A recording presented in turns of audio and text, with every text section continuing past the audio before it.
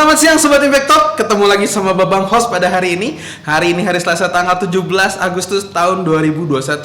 Hari ini merupakan acara spesial di mana kita ingin memperingati HUT RI yang ke-76. Indonesia Tangguh, Indonesia Tumbuh.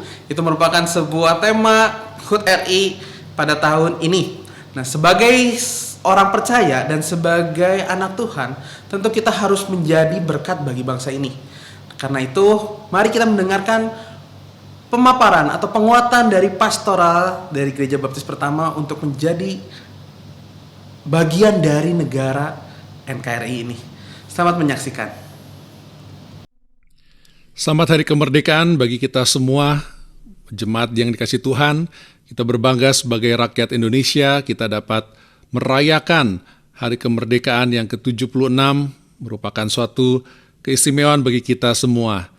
Bapak Ibu Saudara, kalau kita mengenang sejarah bangsa Indonesia dan falsafah bangsa Indonesia, ada satu istilah yang sangat berkesan, yaitu Bhinneka Tunggal Ika.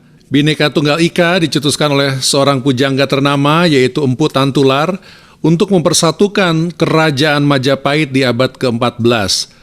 Bhinneka Tunggal Ika itu memiliki suatu falsafah dan moto yang sangat luar biasa. Walaupun kita berbeda-beda, kita tetap satu. Nah, hal ini sangat penting untuk mempersatukan kerajaan yang begitu luas, kerajaan Majapahit pada abad itu, mulai dari Malaysia sampai dengan sebagian Papua, sampai dengan selatan Filipina, seluruh Kalimantan dan Pulau Jawa, Sumatera, Bali, dan semuanya dikuasai oleh satu kerajaan. Dan dalam setiap perbedaan-perbedaan suku yang ada, tercetuslah istilah itu untuk merekatkan dan persatukan bangsa yang sangat luas itu, dalam kerajaan sangat luas itu, yaitu Bhinneka Tunggal Ika. Namun semua itu hancur kalau kita mempelajari sejarah karena keserakahan dan perebutan kekuasaan-kekuasaan di bagian-bagian daerah itu. Dan hal ini diperparah ketika bangsa asing datang untuk mengeksploitasi kekayaan negeri kita ini, dan akhirnya kita jatuh dalam penjajah. Walaupun yang menjajah bangsa Belanda adalah bangsa yang kecil, namun mereka memiliki taktik untuk memecah belah kita, atau yang kita kenal sebagai divide et impera, di mana bangsa-bangsa rakyat bangsa Indonesia digolong-golongkan, dipecah-pecahkan sehingga lebih mudah untuk menguasai kelompok-kelompok kecil itu. Selama 350 tahun bangsa asing menjajah rakyat Indonesia. Ada banyak cerita-cerita perjuangan, dan sebagian besar juga cerita-cerita perjuangan itu adalah nama-nama pahlawan yang kita kenang dalam buku sejarah maupun dalam hampir setiap jalan di kota-kota besar. Ada Pangeran Diponegoro, ada Sultan Hasanuddin, ada Kapten Patimura, ada Imam Bonjol, ada R.A. Kartini, ada Cut Nyak Dien, dan sebagainya. Bahkan sampai juga pahlawan-pahlawan yang menjelang kemerdekaan seperti Jenderal Sudirman, seperti Soekarno dan Hatta, dan masih banyak lagi tentunya. Ketika kita dijajah, perlawanan-perlawanan dari para pejuang-pejuang dan pahlawan bangsa itu bersifat sporadis. Dan sebelum tahun 1945, hampir semua itu kalah, walaupun mereka menggerakkan untuk suatu perjuangan, tetapi kalah karena sifatnya masih terpisah-terpisah dan sporadis sekali. Bahkan ada kisah-kisah yang sering kita kenang juga, seperti bagaimana mereka menggunakan bambu runcing sebagai senjata melawan senapan-senapan yang dimiliki oleh sang penjajah. Memang ada inovasi, ada kreasi, namun semua itu menceritakan ada semangat, ada spirit yang begitu besar untuk bisa melawan penjajah ini.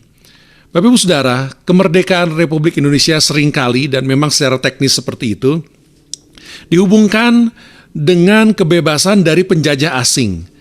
Tetapi dengan tidak adanya penjajah yang satu, bangsa yang satu, biasanya digantikan oleh penjajah yang lain. Kita ingat ada perebutan dari Belanda, Portugal, kemudian direbut lagi oleh Belanda, ada perebutan juga dengan Inggris, sebelum akhirnya semua itu direbut oleh negara Jepang. Nah, setelah merdeka, kita mengingat masih juga ada perlawanan. Belanda ingin kembali untuk menguasai Indonesia, dan juga ada pasukan sekutu yang datang ingin menguasai wilayah ini karena ini adalah wilayah kekuasaan dari Jepang. Namun kalau kita melihat dari segala faktor dari kemerdekaan yang akhirnya terjadi pada 17 Agustus tahun 1945, ada faktor utama yang memberikan kemerdekaan bagi bangsa Indonesia. Bagi saya, kemerdekaan Indonesia terjadi bukan ketika penjajah itu pergi, tetapi ketika rakyat Indonesia yang terdiri dari berbagai-bagai suku, berbagai golongan, berbagai latar belakang, memutuskan untuk mengesampingkan setiap perbedaan-perbedaannya dan bersatu sebagai satu bangsa, Bhinneka Tunggal Ika. Ketika kelompok-kelompok masyarakat, golongan-golongan rakyat, suku-suku bangsa, ketika semua memilih dengan rela dan dengan sadar mengorbankan kepentingan pribadi atau kepentingan golongan, kepentingan kelompok, kepentingan suku masing-masing, demi terjadinya persatuan, disitulah letak kemenangan yang membawa kepada kemerdekaan. 2000 tahun sebelum kemerdekaan Republik Indonesia, Tuhan kita Yesus Kristus memberikan kemerdekaan kepada orang-orang yang tertekan dan terjajah oleh hukum Taurat, ketika Ia merangkumkan seluruh hukum Taurat dengan kalimat kasihlah Tuhan dan kasihlah sesama. Galatia 5 ayat 13-14 menjadi perenungan kita pada hari ini. Dikatakan di situ, saudara-saudara, memang kamu telah dipanggil untuk merdeka, tetapi janganlah kamu mempergunakan kemerdekaan itu sebagai kesempatan untuk hidup dalam dosa, melainkan layanilah seorang akan yang lain oleh kasih. Sebab seluruh hukum Taurat tercakup dalam satu firman ini, yaitu kasihlah sesama manusia seperti dirimu sendiri. Kemerdekaan sejati adalah ketika kita dapat memilih untuk mengasihi orang lain secara tulus. Walaupun kita harus mengorbankan kepentingan pribadi, kepentingan keluarga kadang-kadang, harus mengorbankan kepentingan material pribadi kita, moral kita, ketika misalnya kita direndahkan dan orang lain tidak mau minta maaf kepada kita walaupun kita tidak bersalah dan sebagainya.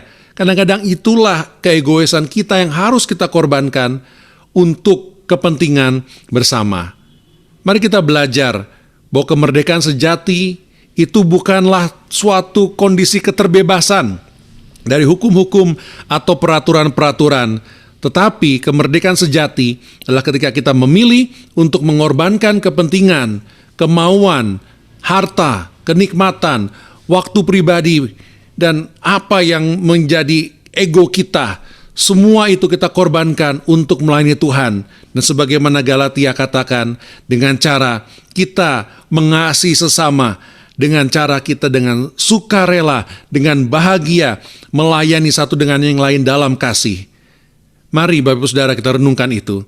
Kita alami kemerdekaan sejati di dalam Kristus dengan kita mengasihilah sesama kita seperti diri kita sendiri. Karena Tuhan mengasihi kita dan kita mengasihi sesama, disitulah kemerdekaan bagi kita. Tuhan Yesus memberkati. Bapak Ibu Saudara sekalian, melanjutkan pesan pastoral yang sudah disampaikan oleh Pendeta Ardi. Saat ini saya menggarisbawahi bahwa kita sudah masuk ke dalam kehidupan sebagai bangsa yang merdeka, yaitu bangsa Indonesia yang merdeka. Kita bersyukur karena semua itu adalah perjuangan dari para pahlawan dan pendiri bangsa yang sudah berjuang mengorbankan jiwa raga untuk mewujudkan kemerdekaan Indonesia. Sampai hari ini kita sudah melewati 76 tahun kemerdekaan Indonesia. Ini bukan waktu yang pendek. Ini waktu yang cukup untuk menunjukkan sebagai bangsa yang merdeka. Namun demikian kita masih menghadapi tantangan yang tidak mudah. Hari-hari ini kita masih diperhadapkan pada pandemi. Tantangan yang kompleks, termasuk juga masalah-masalah ekonomi, masalah-masalah sosial yang mengikuti dan banyak hal lain. Tapi kita mau melihat apa yang perlu kita renungkan bersama sebagai bangsa. Pada waktu kita merayakan 76 tahun kemerdekaan Indonesia, ada tema yang menarik untuk direnungkan, yang diangkat sebagai tema kemerdekaan tahun 2021. Indonesia tangguh, Indonesia tumbuh. Ini adalah satu tema yang luar biasa. Tema ini mendeskripsikan, menjelaskan bagaimana kita memiliki semangat yang pantang menyerah, yang didasarkan pada nilai-nilai ketangguhan sebagai bangsa. Untuk terus maju bersama-sama, menempuh jalan yang penuh tantangan, tapi akhirnya kita mencapai masa depan, mencapai tujuan Indonesia bertumbuh. Kita harus bersatu sebagai bangsa. Ya, walaupun kita ada di dalam berbagai-bagai perbedaan, tetapi Bhinneka Tunggal Ika sebagai landasan kehidupan kita berbangsa dan bernegara adalah landasan yang kuat, yang kokoh. Dan dasar Pancasila adalah dasar yang kokoh untuk kita bersama-sama bersatu sebagai bangsa yang tangguh, yang akan menolong kita maju dan terus bertumbuh.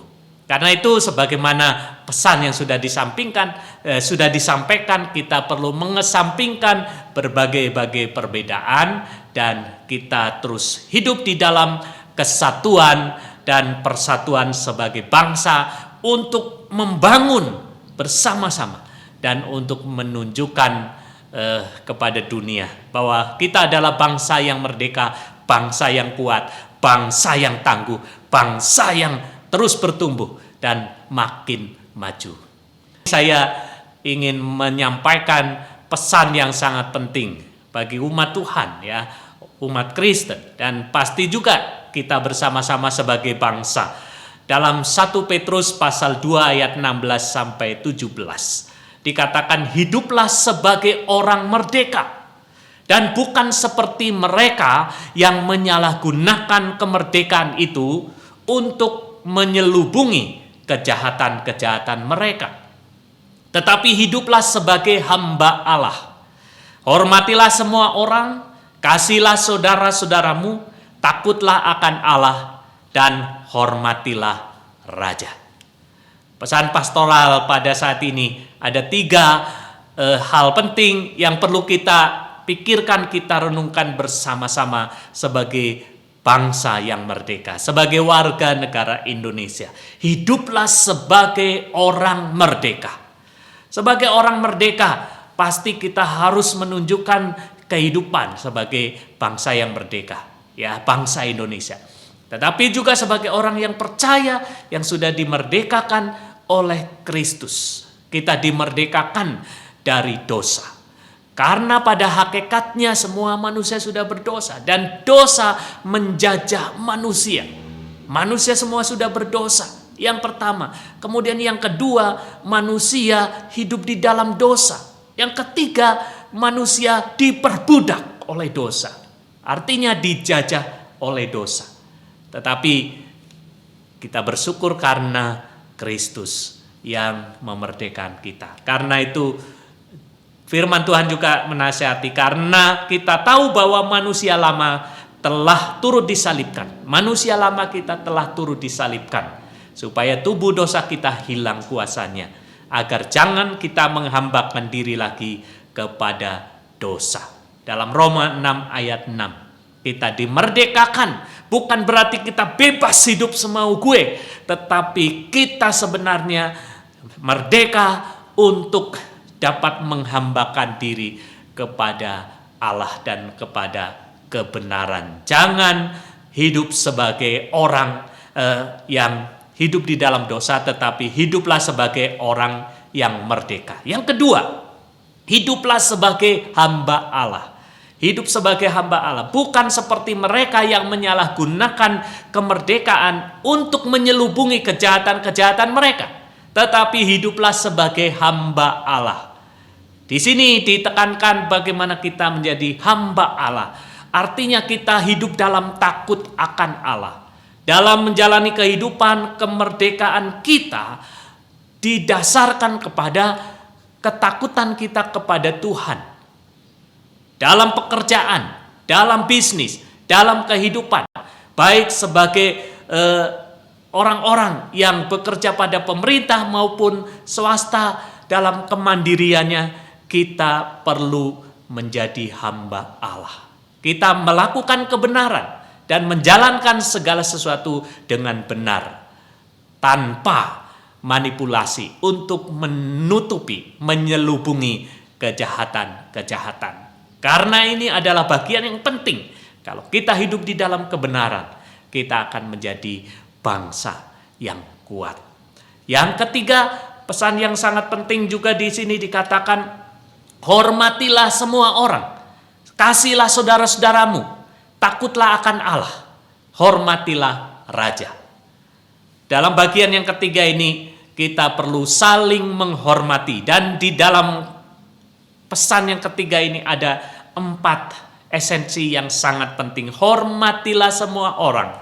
Mari kita saling menghormati sebagai bagian dari bangsa ini. Sebagai warga negara yang sama, kita saling menghormati satu dengan yang lain.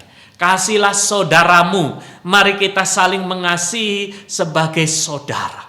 Tidak ada musuh dalam negara kita sebagai satu kesatuan. Kalau zaman dulu para pejuang, para pahlawan bersatu untuk mengusir penjajah.